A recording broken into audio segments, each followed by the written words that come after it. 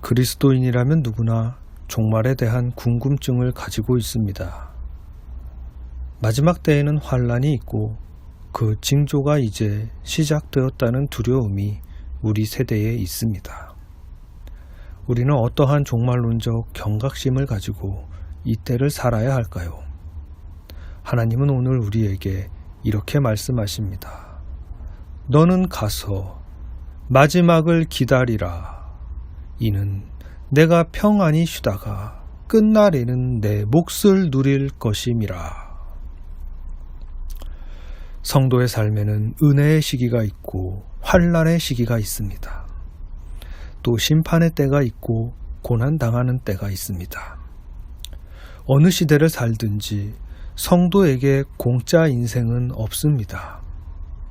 오늘 본문 말씀을 받은 다니엘은 종말을 직접 겪지는 않았지만 본인은 사자굴에 들어갔다 나왔습니다.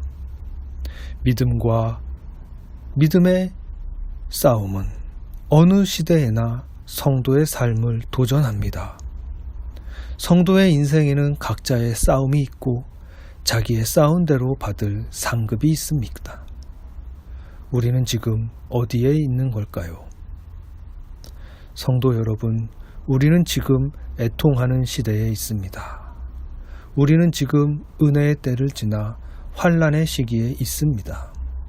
앞으로 심판의 때가 올 것이며 또 은혜의 시대가 허락될 것입니다. 최종적으로 인류의 마지막이 언제일지는 아무도 모릅니다. 제가 공부해 보니까 2220년쯤으로 나왔다고 칩시다. 이런 예측은 아무 의미가 없습니다. 우리가 알아야 할 것은 지금 우리는 애통하고 회개해야 한다는 것입니다. 우리는 은혜의 때에 은혜를 기회로 삼아 타락했습니다.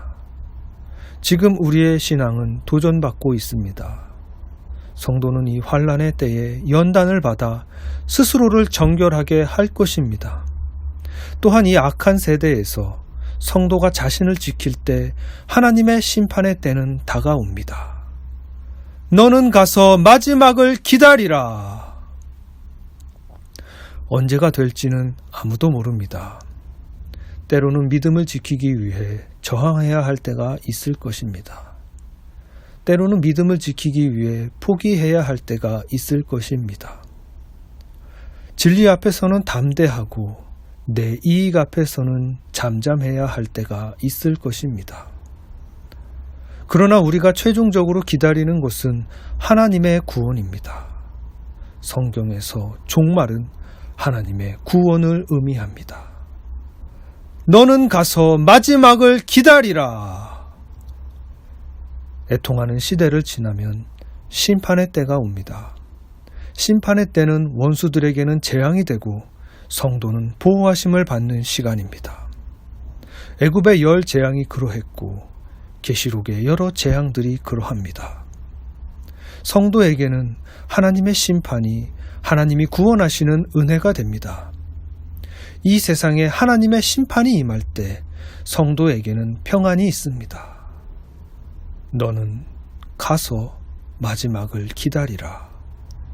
이는 내가 평안히 쉬다가 끝날에는 내 몫을 누릴 것임이라.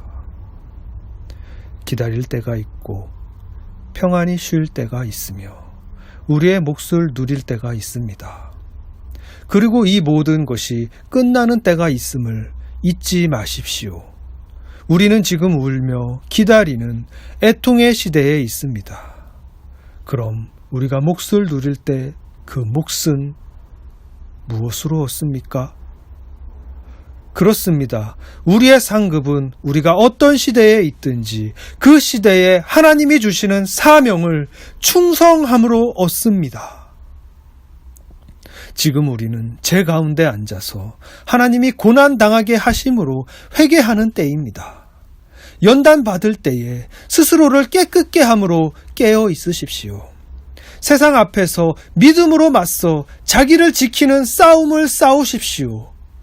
그것이 성도의 소명입니다. 우리의 싸움 끝에는 하나님의 구원이 약속되어 있습니다. 우리의 싸움 끝에는 하나님의 승리가 선포되었습니다. 너는 가서 마지막을 기다리라. 하나님은 애통하는 때에 스스로 겸비하여 정결케 하는 성도에게 마지막 때의 구원을 허락하십니다.